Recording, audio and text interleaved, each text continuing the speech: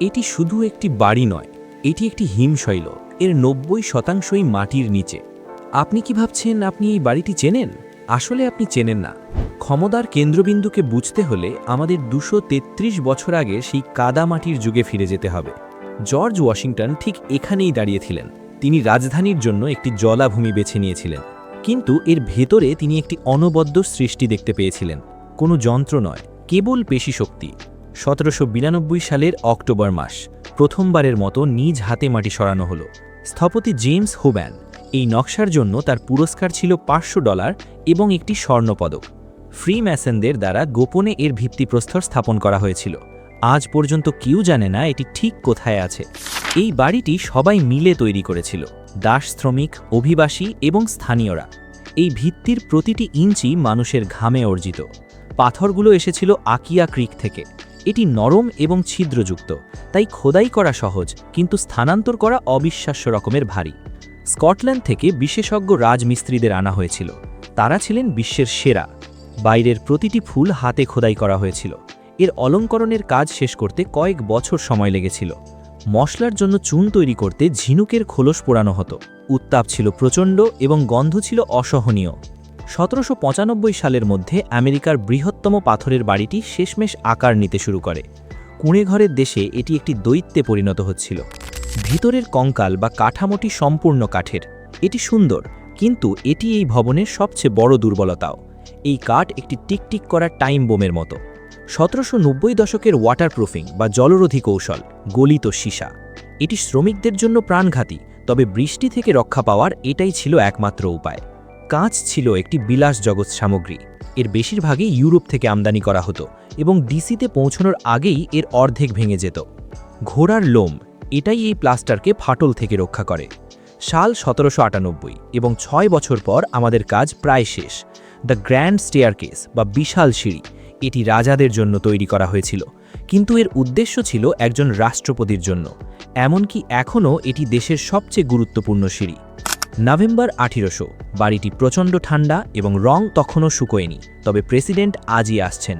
১ November president জন Adams এসে পৌঁছলেন। ৩৬টি ঘরের মধ্যে মাত্র ৬টি ঘর আসলে বসবাসযোগ্য ছিল। স্বাগত বাড়িতে। ফার্স্ট লেডি অ্যাবিগেইল অ্যাডামসকে পরিবারের কাপড় শুকানোর জন্য ইস্ট রুম ব্যবহার করতে হয়েছিল। উন্মুক্ত আগুনে একটি জাতির জন্য রান্না। কোনো ট্যাপের জল নেই, কোনো সুইচ নেই, শুধু কাঠ, লোহা এবং আগুন। ইস্ট রুমটি আগামী ২০ বছরের জন্য পুরোপুরি শেষ হবে না। আপাতত এটি কেবল ফাঁকা প্রতিশ্রুতির এক গুহা মাত্র।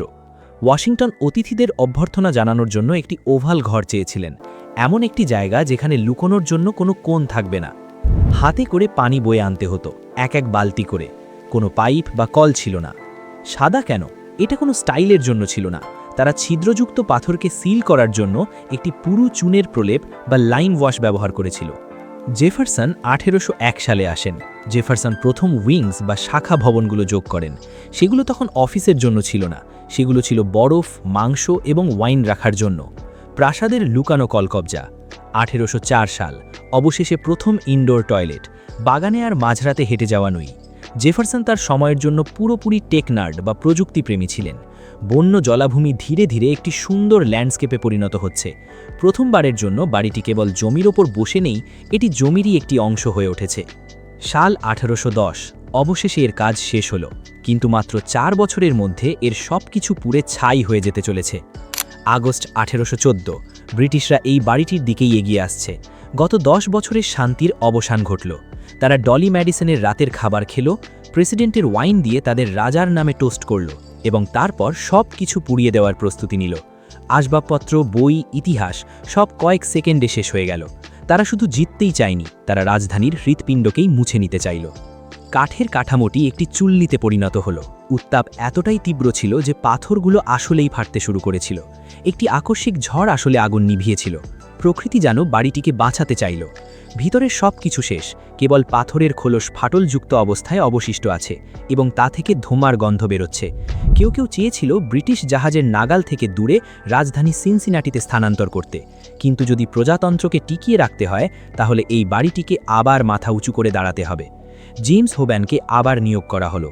তিনি এখন বয়স্ক, কিন্তু আসল ভবনের ধ্বংসাবশেষ থেকে তাকে তার মাস্টারপিসটি পুনরায় নির্মাণ করতে হবে। তারা পোড়া জাগগুলো দূর করতে পারেনি, আগুন খুব উত্তপ্ত ছিল এবং ধোঁয়া খুব গভীরে চলে গিয়েছিল। বাড়িটিতে স্থায়ীভাবে ক্ষতের দাগ বসে গিয়েছিল। এই সেই মুহূর্ত যখন তারা আগুনের ক্ষয়ক্ষতি ঢাকতে বাড়িটিকে সাদা রঙে রঙিয়ে তোলে। হোয়াইট হাউস এর জন্ম হয়।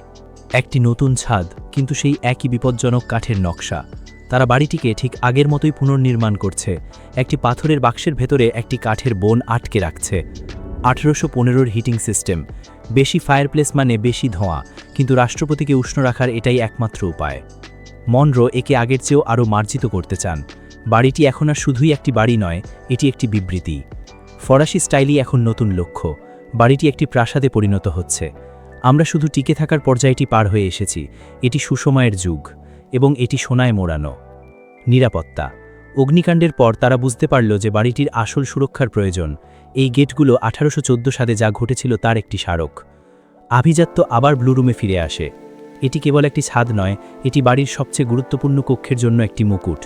1792 সালের চেয়েও শক্তিশালী, কিন্তু এখনও কেবল কাঠ আর পাথরের। 1817 হাইটেক কমিউনিকেশন সিস্টেম। ডাইনিং রুমে একবার টান দিলেই আর নিচে কেউ একজন কফি নিয়ে হাজির। নববর্ষের দিন 1818 সাল। রাষ্ট্রপতির জন্য প্রথম আসল ড্রাইভওয়ে। বাড়িটিতে অবশেষে এমন একটি প্রবেশদ্বার হয়েছে যা এর মর্যাদার সাথে মানানসই। বাইরের কাজ এখনও শেষ হয়নি, কলামগুলো অবশেষে আসছে। তারা বাড়িটির সাথে খাপ খাওয়ানোর জন্য আক্ষরিকভাবেই মাটিকে খোদাই করছে। এটি একটি বিশাল প্রচেষ্টা, যাকে আমরা এখন প্রেসিডেন্টস পার্ট বলি। 1824 সাল। এটি একটি বক্স। চলুন একে আইকনিক বাঁকা রূপটি দেওয়া যাক। এগুলো কেবল দেখানোর জন্য নয়, এগুলো বিশাল বারান্দাকে সাপোর্ট দেয়। 30 ফুট উঁচু। একটু পা পিছলে গেলেই পাথর চূর্ণমর হয়ে যাবে। বিশ্বের সবচেয়ে বিখ্যাত বারান্দা। এখান থেকেই ইতিহাস হাত নাড়ে। অবশেষে বাড়িটির সামনের বারান্দা বা পোর্চ পেল। শুষ্ক প্রবেশদ্বার। বাড়িতে প্রবেশ করার সময় আর ভিজে যেতে হবে না।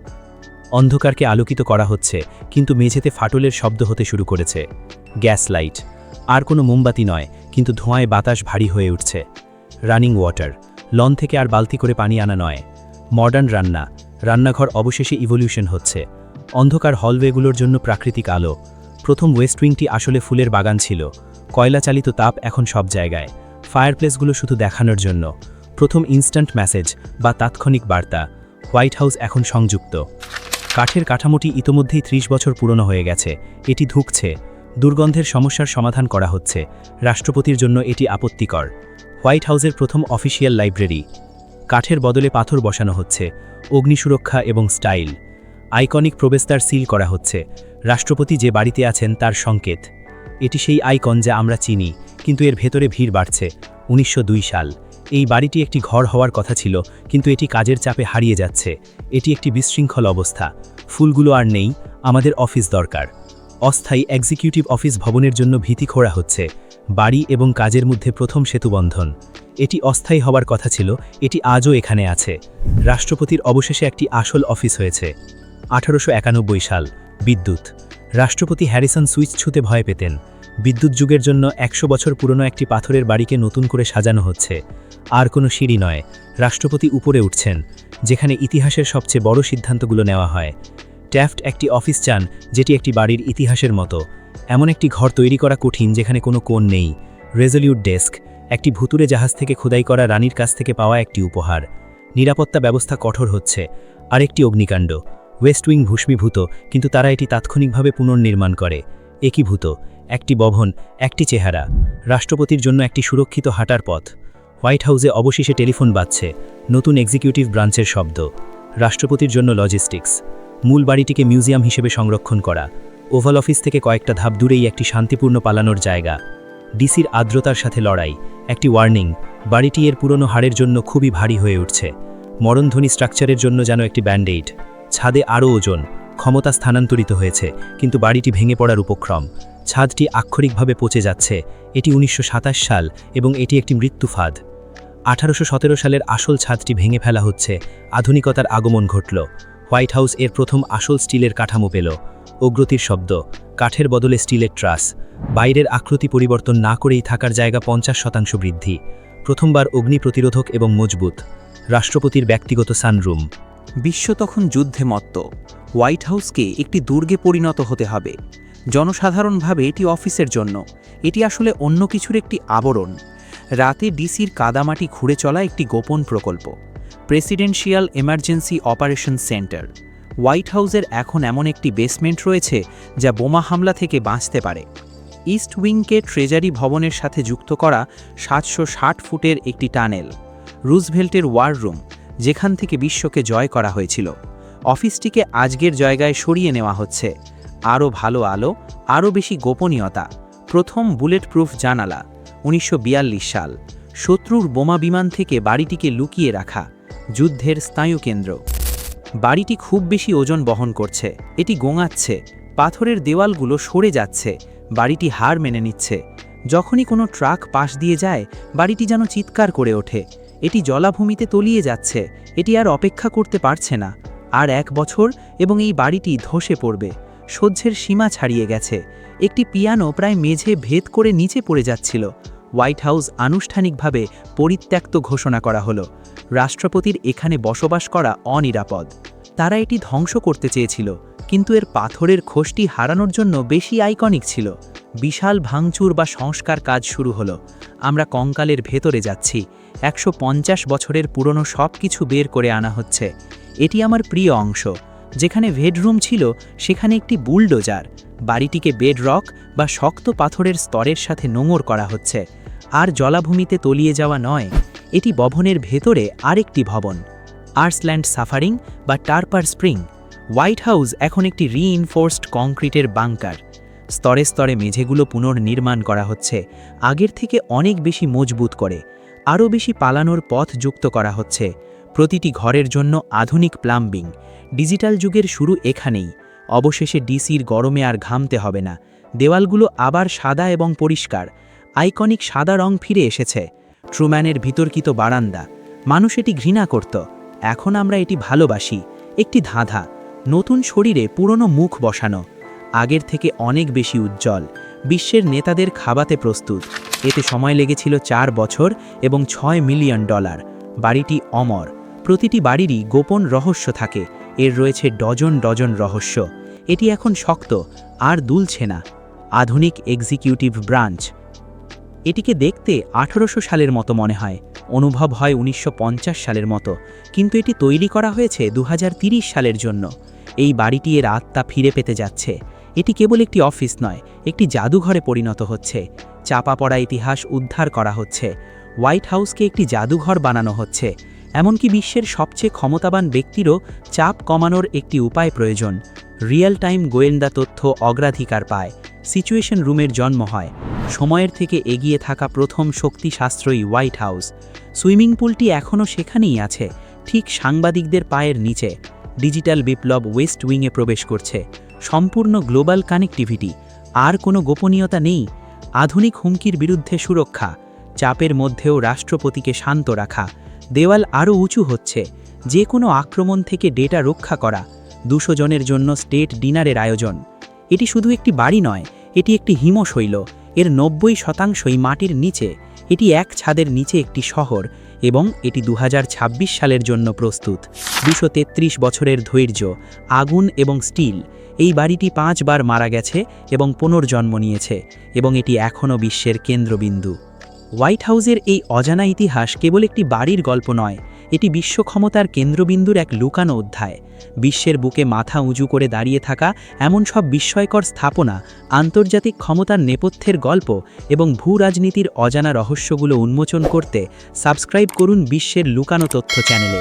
ভিডিওটি ভালো লাগলে লাইক দিন এবং আপনার মতামত কমেন্টে জানান। দেখা হচ্ছে পরবর্তী ভিডিওতে নতুন কোনো রহস্যের সন্ধানে। ধন্যবাদ।